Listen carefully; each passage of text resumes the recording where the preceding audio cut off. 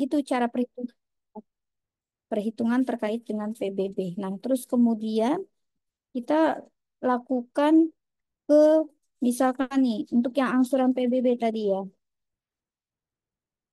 Oke, ini contoh untuk perhitungan PBB.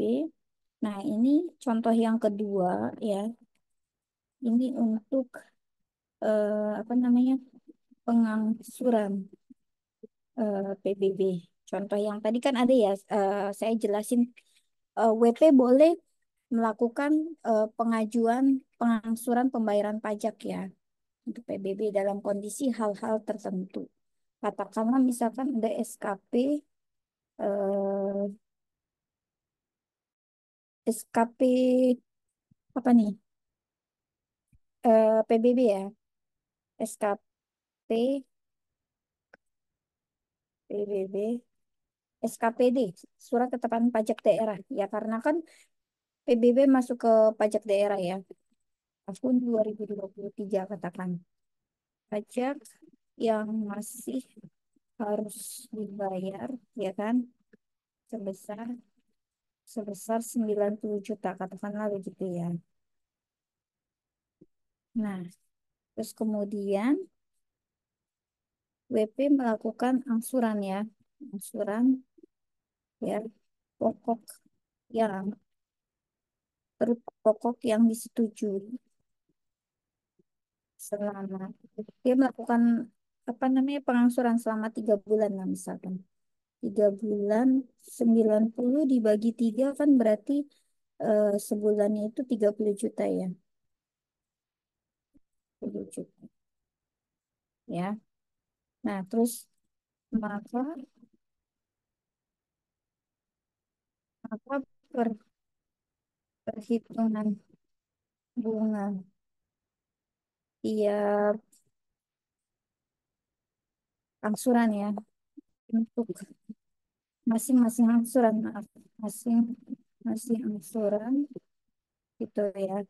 Nah, yang pertama berarti kan bulan pertama ya A hijau A bulan satu bulan satu itu maksudnya pada saat dia melakukan pembayarannya teman-teman. Ini berarti 90 juta ya kan 90 juta kita kalikan dengan sanksi 2% ya sama dengan berapa nih 92 dikali 2% dikali 2% dapat 1,8 ya 1,8 juta ini bulan pertama terus bulan kedua nah berapa nih sisanya kan dia udah bayar 90 sorry dia udah bayar 30 ya kan berarti sisanya 90 dikurang dengan 6 dikurang 30 berarti berapa 60 ya 60 juta ya kan dikali 2% berapa nih sebenarnya 60 juta ya dikali dengan 2%. Nah, berarti 1,2 juta ini bulan kedua. Lanjut di bulan ketiga ya bulan tiga sisanya kan udah dibayar 60 ya kan. Nah, jadi 90 kita kurang dengan 60 sisanya adalah 30 juta. 30 juta kali 2%. Jadi, ya, dikali 2%. Nah, 600.000 ya. Nah, berarti nanti cara pembayarannya begini kalau mengajukan angsuran.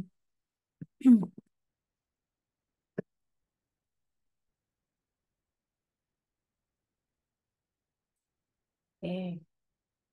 Nah, katakanlah begini. Nanti kalau mau ngangsurnya misalkan 9 bulan, nah berarti 90 dulu dikurangi 10 berarti 80 dikali 2% gitu kan. Terus 80, 70, 60, 40, 30 sampai sisanya. Begitu seterusnya ya. Tergantung berapa pengajuannya ya, berapa lama pengajuannya. Ya, ini saya ambil sampel yang sederhana aja, yang paling sedikit yaitu 3 bulan ya. Diangsur masing-masing adalah 30 juta ya tiap bulannya. Oke, ini sudah. Kita lanjut ke keberatan ya. Satu contoh lagi nih terkait dengan keberatan dan banding ya. Ini contoh ya, keberatan dan banding PBB ya. Katakanlah misalkan begini. Ada SKPD ya tahun 2023. Hmm, pajak yang masih harus dibayar ya, yang masih harus dibayar itu adalah 100 juta.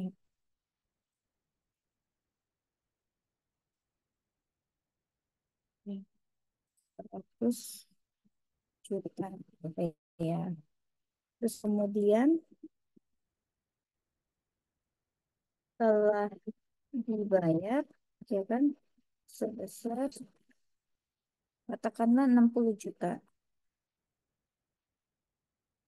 60 juta. Nah, pertanyaannya ya 60 juta terus eh, pajak yang masih harus dibayar ya sesuai SK surat keputusan keberatan ya, katakanlah putusan keberatan adalah 75 juta. Oke, ya. Nah, berapa WP harus bayar ya yang harus dibayar oleh WP? Ish, oleh WP. Nah, itu kan pertanyaannya. Oke, kita jawab sekarang. Berarti kita hitung dulu satu pokok pajaknya dulu kan. Oke. Pokok pajaknya tadi berapa? 100 ya? Eh, tidak. Pajak masih harus dibayar dalam SK keberatan 75 juta ya. Oke, pokok pajaknya 75 juta nih. 75 juta. Nah, terus kemudian ya, dia udah bayar berapa? 60 juta kan? Oke, dia sudah bayar 60 juta. Oke, gitu ya. Nah, berarti sisanya berapa nih? 75 dikurang 60 kan 15 ya, teman-teman.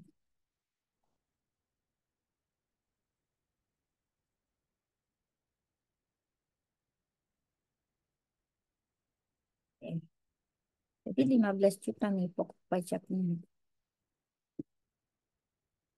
Oke. Nah, terus kemudian yang kedua, denda. Oke, dendanya berapa? Berarti dendanya 50% dikali ya, terusnya 15 juta. Oke, berarti sama dengan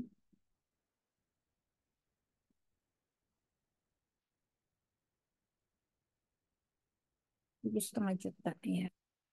Sehingga ini kan jumlah ya, is- jumlah yang harus dibayar ya oleh PP. Nah, ini 20.500.000 rupiah. Oke. Nah, ini kalau dia keberatan. Nah, jika dari soal yang sama ya, jika WP mengajukan banding, misalkan dia keberatan atas yang tadi di awal dia ya nggak sekat sama jumlah yang tiba dia mengajukan banding misalkan. Jika WP mengajukan gitu kan, maka pajak pajak yang masih harus dibayarkan sesuai, ya kan? Eh, putusan sorry, putusan banding namanya, ya putusan banding ya sebesar 75 juta, ya kan? Maka ya maka PP harus lompatnya jauh banget. P harus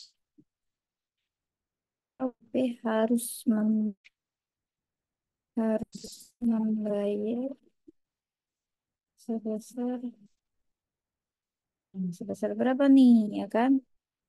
Oke, sebesar pertanyaan. Berarti kita hitung dulu ya pajaknya, ya. Pajak dulu. Berarti sama ya, 75 dikali 60 kan? Oke, pajaknya.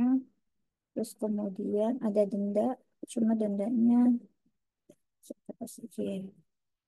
Dendanya menjadi 100% ya dari 15 juta.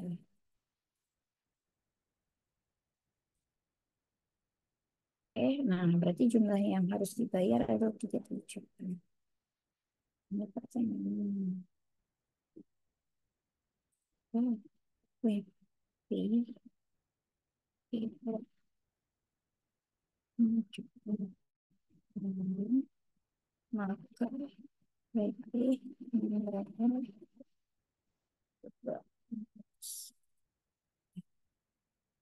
Oke, nih teman-teman, cara perhitungannya ya. Nanti saya kirim untuk ininya.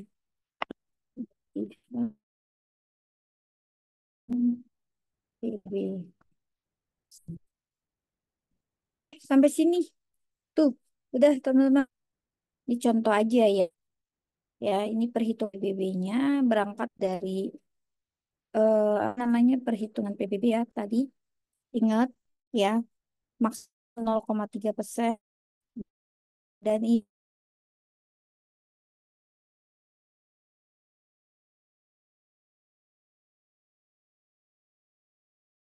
karena itu Jakarta Barat aja. Masing-masing daerah kan punya perda ya, terus punya tarif khusus ya. Cuma sama pusat sudah dihimbau bahwa minimal adalah 0,3%, nggak boleh lebih dari 0,3%. Oke, cukup saya rasa untuk studi kasus PBI ya, mulai dari perhitungannya, mulai dari bagaimana cara pengangsuran PBB-nya ya, contoh eh, bagaimana mengajukan keberatan, bagaimana terhadap putusan banding dan lain sebagainya.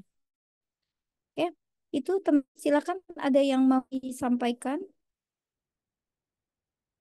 Monggo, ekstra kasusnya Bu ya Pak Delta ini baru mau saya kirim.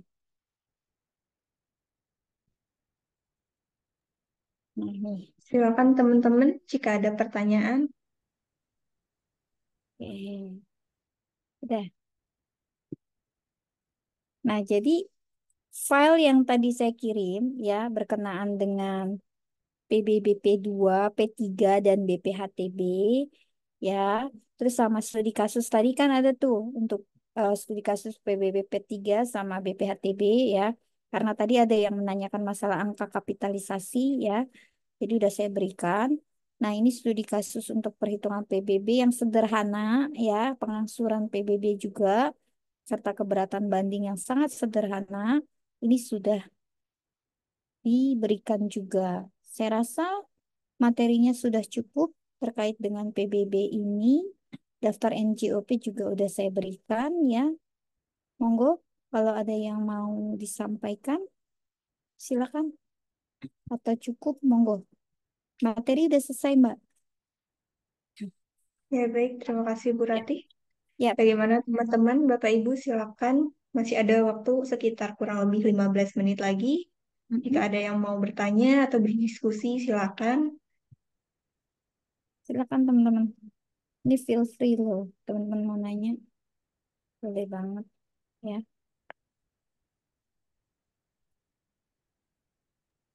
Oke. Boleh bertanya. Ya, Pak Delta, silakan. Misalnya begini, ada perorangan menguasai lebih, anggaplah 100 hektar, Bu.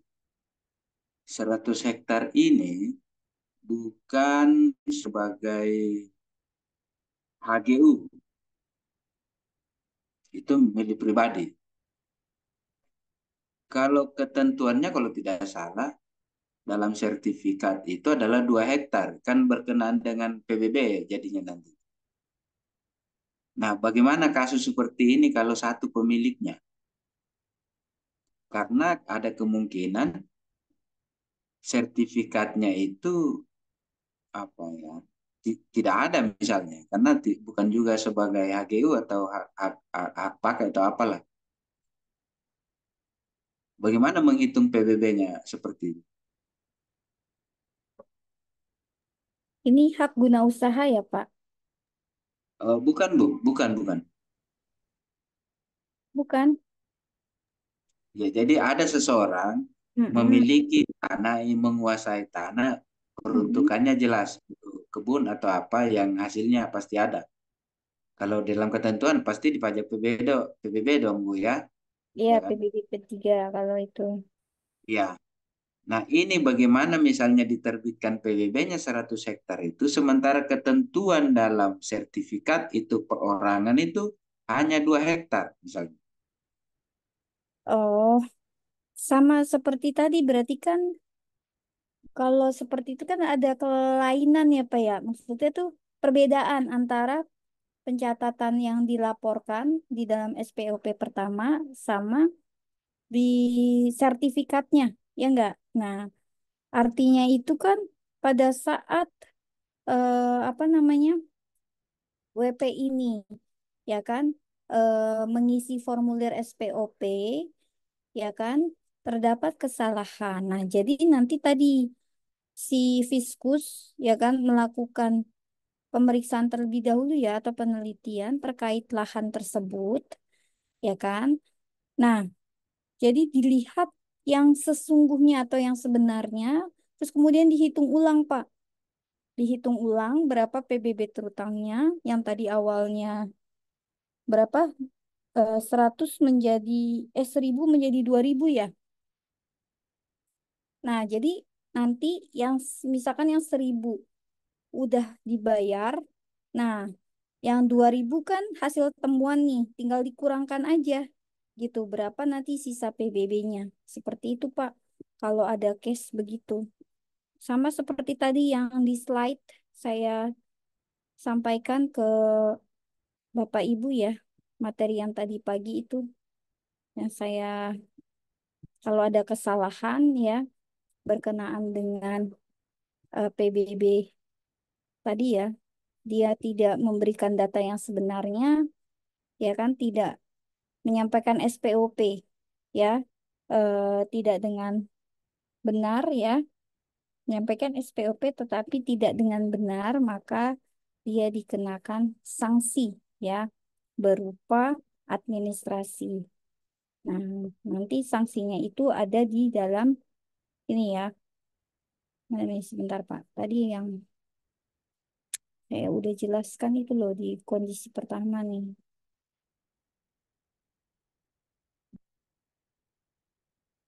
Nah, jadi nanti sanksi dendanya kena 25%. Ini loh Pak. Kalau itu kan berarti kan ada kesalahan antara pencatatan, ya kan? Nah, nilai PBB terutang itu, ya kan, timbul akibat dari SPOP. Ya, saya jelasin lagi nih. Nilai PBB terutang itu timbul berdasarkan SPOP yang disampaikan atau diisi oleh si wajib pajak itu sendiri. Kalau dia mengisi dengan baik, benar, jelas, ya kan? Maka nilainya pasti akan sama ya, baik dari sisi bangunannya atau buminya, tanahnya ya maksudnya. Luasnya sama. Nah, kalau nilai itu kan yang menentukan ininya ya, pemerintah ya kan, pemerintah daerahnya. Atau fiskusnya lah yang menentukan. Karena kan PBB ini kan official assessment system ya, di mana WP hanya diminta data keterangannya aja terkait dengan luas bumi ya kan, atau tanah dan bangunan itu gitu kan. Baru nanti yang menentukan nilai per meter perseginya adalah fiskus ya kan. Nah, besaran NJOP ya kan, NJOP kan udah jelas. Besaran NJOP itu kan adalah apa, luas bumi ditambah dengan luas bangunan gitu kan. Nah, nanti NJOP TKP-nya dikurangi dengan NJOP TKP. NJOP TKP-nya ini kan nanti ditetapkan sesuai dengan regional masing-masing. Ya, katakanlah tadi kalau DKI Jakarta itu 15 juta. Bekasi lebih rendah daripada DKI Jakarta ya. Nah, terus kemudian nanti tinggal dihitung berapa PBB terutangnya. Katakanlah tadi tarif di DKI Jakarta itu kena 0,3%. Nah, setelah dihitung, ya kan, dia udah bayar nih berapa besarannya. Ternyata berdasarkan hasil penelitian pemeriksaan tadi, karena dia ngisi SPOP-nya nggak benar, kan terdapat selisih tuh PBB terutangnya. Nah, nanti dari selisih itu dikenakan sanksi berupa denda. Gitu sih Pak. Nanti ada muncul baru SKP. Ya, surat ketetapan pajak kurang bayar untuk SKPD ya, surat ketetapan pajak daerahnya. Itu Pak. Pak Delta, mudah-mudahan bisa dimengerti. Terima kasih. Gimana Pak? Ya, dimengerti, Bu. Mm-mm, gitu. Ini sering terjadi ya, PBB ini, apalagi kalau misalkan eh dipecah-pecah nih, misalnya pembagian warisan nih ya. Ini ada setanah ya kan, tanah awal kan karena belum dibagi-bagi, tanahnya luasnya 1.000. Kemudian ketika dibagi-bagi ya kan menjadi misalkan eh dibagi 5 dapat tuh 200 meter persegi masing-masing ya kan. Dah, udah dapat 200 meter persegi. Nah, kan harusnya kan ada perubahan data dong gitu kan. Nah, cuma dari pembagian ini hanya ada dua yang mengisi SPOP. Jadi sesuai dengan tanahnya. Gitu kan, 200 200. Nah, yang tiga lagi nih nggak ngisi SPOP, ya kan? Nah, berarti nanti ya 1.000 dikurang 400 sisanya 600. Nah, 600 ini kan punya 3 orang kepemilikan tanahnya. Nah, jadi nanti yang terbit SPPT-nya itu ada 3, ya. Satu untuk tanah yang 600, ya kan? Yang kedua untuk tanah yang 200 meter persegi karena dia udah menyampaikan SPOP. Nah, yang ketiga sama, tanah yang 200 meter persegi, ya kan? Tapi dengan WP yang berbeda. Nah, itu contohnya. Nah, nanti SPOP yang 600 ini, ya kan, yang belum melaporkan dari masing-masing yang 3 kepemilikan tadi kan, itu menjadi satu SPPT. Nah, tinggal nanti pembayaran PBB-nya mereka diskusikan aja bersama gitu. Di situ munculnya begitu sih, setahu saya ya. Karena kemarin saya bantu apa namanya pembagian di keluarga ibu saya gitu kan.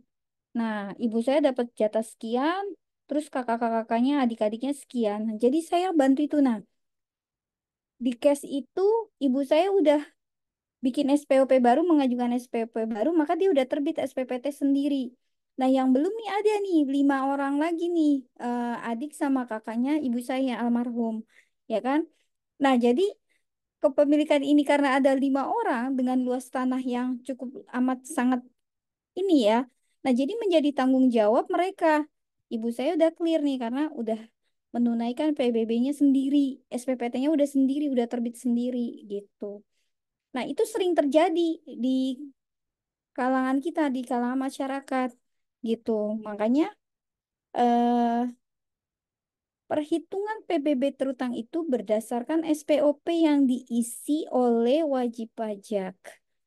Jadi kalau tanah 1.000 udah dibagi-bagi, yang lapor baru 2 atau 3 orang, berarti sisanya masuk ke yang belum lapor.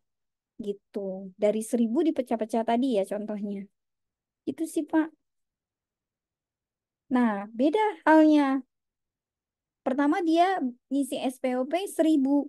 Begitu dilakukan pemeriksaan atau gini, dari tanah 1.000 itu nambah nih jadi 2.000 gitu kan.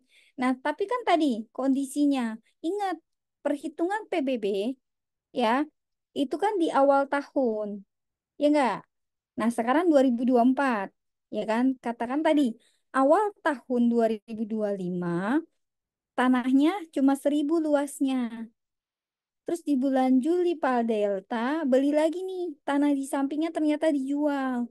Itu masih satu apa namanya area ya, dijual beli lagi nambah 1.000. Nah, yang 1.000 kan berlaku untuk 2024 aja nih. Nah, yang 1.000 lagi kapan Bu? Gitu kan? Itu nanti tahun depan. Nah, tapi syaratnya tadi Pak Delta harus ngisi SPOP lagi.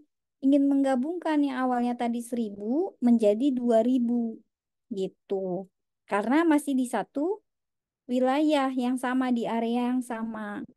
Tapi kalau misalkan Pak Delta belum ngisi SPOP, terus berdasarkan penelitian tadi awalnya Pak Delta ngisi 1.000, ternyata pas dilakukan pemeriksaan atau penelitian jadi 1.500. Nah, itu berarti kan di awal beda ngomongnya sama realitanya. Nah, itu nanti kena case yang tadi, yang 25% itu sanksinya, sanksi denda. Gitu, tinggal dikalikan aja berapa sisa yang sudah dibayar. Begitu sih, sama aja sih ya pajak, karena bedanya adalah PBB itu kan Official Assessment System, yang mana pajak terutangnya itu ya dihitung oleh Fiskus berdasarkan SPOP yang diisi oleh wajib pajak. Bedanya itu aja, gitu. Ya, jadi kalau ditanya eh, pajak apa yang dihitung oleh si Fiskus, salah satunya adalah PBB, gitu. Kalau pajak daerah yang lain, pajak hotel, terus pajak reklame, pajak reklame lagi sesuai sama luasnya ya, beda lagi tuh, ya kan? Terus kalau pajak hotel berdasarkan tamu yang hadir, sorry, tamu yang menggunakan kamar, yang menyewa kamar, ya kan? Terus ada service charge juga, ya kan? Terus pokoknya yang berhubungan dengan itulah gitu dikenakan pajak hotel. Nanti dihitung berapa omsetnya dikalikan dengan tarif 10%, ya, gitu. Nah, terus apalagi pajak parkir? Pajak parkir juga sama, ya, berapa kendaraan setiap hari yang parkir di situ, ya kan? Misalnya tanggal 1 ada 300, ya kan? Motor dikalikan tuh berapa per jamnya. Kan dari struk itu kan terlihat. Makanya kalau pajak-pajak daerah, kecuali PBB ya, dia pakai tapping box tuh. Kalau untuk pajak daerah nih, ya, yang dipungut oleh pemerintah kabupaten atau kota. Nah, tapi kalau PBB kan masuk kabupaten kota, karena dia official assessment system, jadi pemerintah nggak begitu worry. Worry-nya adalah pada saat si WP itu mengisi SPOP-nya nggak benar, gitu. Itu aja sih. Cuma saya rasa fenomena-fenomena yang seperti itu ada ya terjadi di lingkungan masyarakat seperti itu. Ada kepemilikan 2 SPPT ada, ya kan? Karena gini ya teman-teman, administrasi kita itu belum begitu baik banget ya. Contoh hal sederhana lah, eh kayak kemarin saya kan ngurus kartu keluarga ya karena ada synchronize data dari kakak NIK ya kan. Nah, ada verifikasi terkait nama orang tua saya, ibu. Jadi sebelum apa namanya, pemadanan harus input nama ibu kandung. Saya ketik nama ibu kandung saya tuh. Ternyata nggak apa ditolak. Data tidak sesuai dukcapil bahasanya begitu. Saya cek kakak, ya kan kartu keluarga saya. Saya cek ternyata di dalam kolom kakak itu kan ada tuh nama ayah, nama orang tua ya, ada nama ayah sama ibu. Ternyata nama ibu saya tuh nggak ada, dibikin strip sama pihak yang bikin apa kelurahan dulu. Waktu saya bikin kakak itu di kelurahan kan, dibikin strip. Waduh, kan datanya nggak benar. Padahal ketika kita ngisi data itu benar. Nama ayah lengkap, nama ibu lengkap kan. Kalau bikin kakak kan based on-nya kan akte lahir ya nggak? Di akte lahir kan ada nama ayah sama nama ibu gitu kan. Nama kita, lahir di mana, di tanggal berapa. Terus ada nama orang tua, ya kan? Ada nama ayah sama nama ibu. Nah, dari situ ternyata teman-teman. Nah, itulah administrasi kita itu hal yang sederhana. Kita udah ngisi benar, kadang pada saat penginputan itu salah gitu. Ya, ya itulah yang terjadi masalah administrasi. Nah, begitu pula di PBB. Ya, PBB itu kan fenomenanya cukup banyak ya. Dulu namanya Girik. Kalau teman-teman tahu, Girik, Girik itu kan kayak apa ya? Kalau sekarang bilang akte ya, akte jual beli tanah AJB. Nah, dari Girik kan harus dirubah dulu nih ke AJB. AJB nanti dirubah lagi menjadi sertifikat, ya kan? Sertifikat SHM ya, sertifikat hak milik. Nah, keluar itu baru itu bisa kita apa namanya? Sah gitu ya, bukti sah kita. Nah, kalau ini yang terjadi, dia punya SHM, terus dia ngeklaim juga saya punya akta jualnya gitu kan.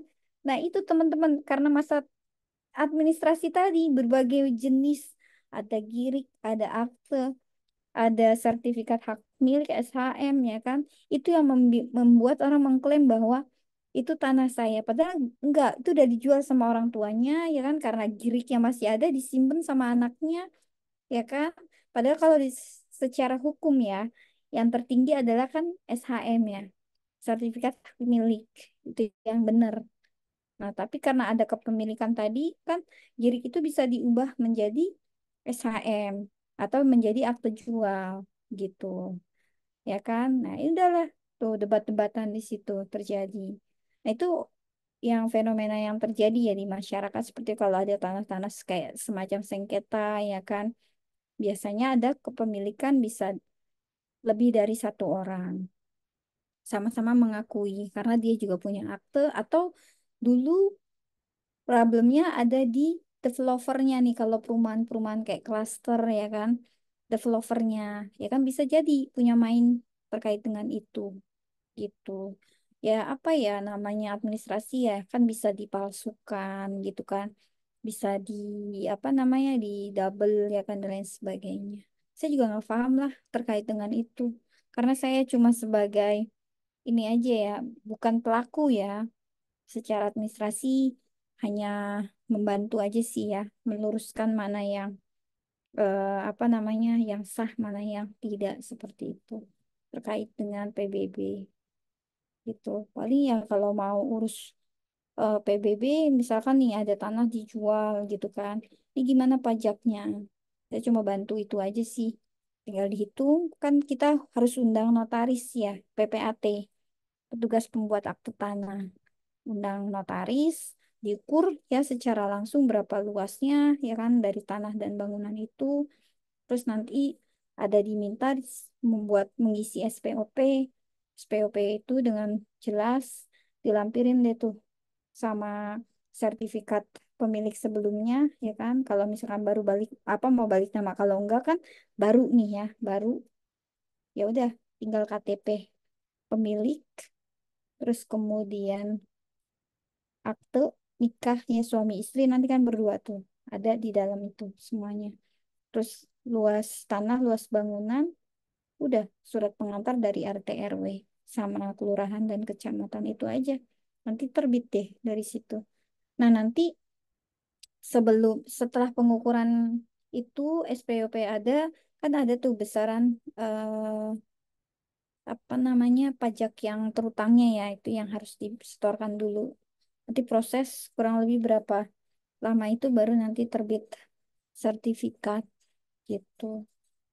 Ya lumayan lah kalau pengurusan PPAT ya, seperti itu terkait dengan tanah dan bangunan. Gitu teman-teman, udah over 5 menit. Selesai Mbak Nurmalisa. Jadi case-nya paling di masyarakat begitu-begitu aja lah PBB ya Mhm. kan. Double claim ya kan. Terus menunggak dalam artian ya mungkin karena faktor ekonomi ya kan dan lain sebagainya. Ya, silakan saya Ya, kembalikan. baik. Terima kasih Bu Ratih. Bagaimana teman-teman? Sepertinya sudah cukup ya. Sudah pukul 13:06. Baik, mungkin saya izin tutup, tidak apa-apa Bu. Baik, Bapak Ibu sekalian, Silakan Mbak. peserta pelatihan Brevet AB, materi PBB, BPATB, dan BM materi hari ini sudah selesai. Namun sebelumnya kita akan melakukan sesi dokumentasi terlebih dahulu dan para peserta diminta untuk on-cam. Boleh dibantu untuk on-cam sebentar, teman-teman?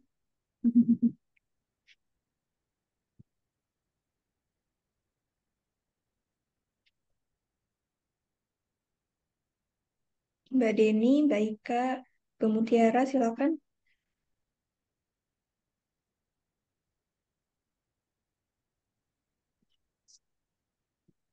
Ya baik, semuanya boleh tersenyum ke arah kamera. Saya hitung 1 sampai 3. 1, 2, 3. Baik, mohon tunggu Ternyata sebentar. salam pelajari. Ya sudah. Selanjutnya kita akan mengucapkan terima kasih kepada Bu Rati. Terima kasih banyak Bu Rati atas Ya, materinya hari ini.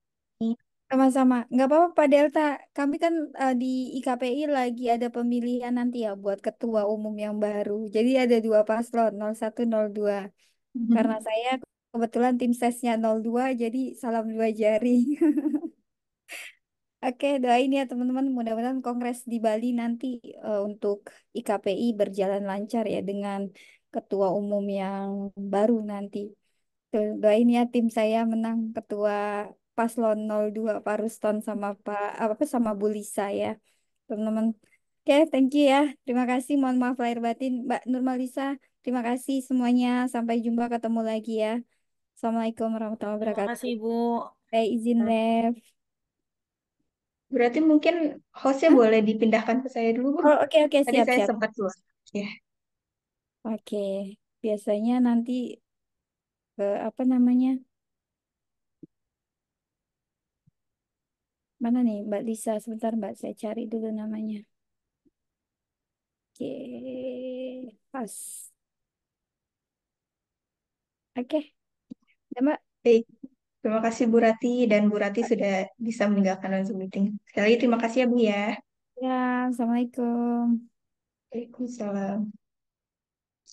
Baik, selanjutnya ada beberapa informasi yang akan kami sampaikan. Di antaranya yang pertama, kami akan mengirimkan link rekaman materi pelatihan hari ini ke guru WhatsApp. Yang kedua, kami akan mengirimkan ujian soal materi pelatihan hari ini beserta deadline pengumpulannya.